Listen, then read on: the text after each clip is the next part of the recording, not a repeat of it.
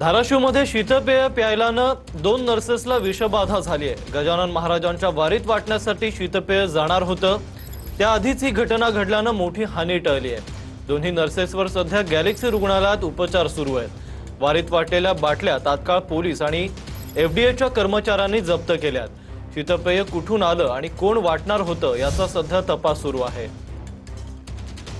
BP stable राहत नव्हतं, तर त्याच्यासाठी आपण काय जे ड्रग सपोर्टिव्ह लागतात बीपी वाढवण्यासाठी आयर्न ड्रग्स आपण त्याला वापरतो। ते ड्रग्स दिले, पेशंटला व्हेंटिलेटरवर घेतलं। पेशंट क्रिटिकल असल्यामुळे पेशंटला उलट्या झाल्या, पेशंटला कन्व्हर्जन्स आले।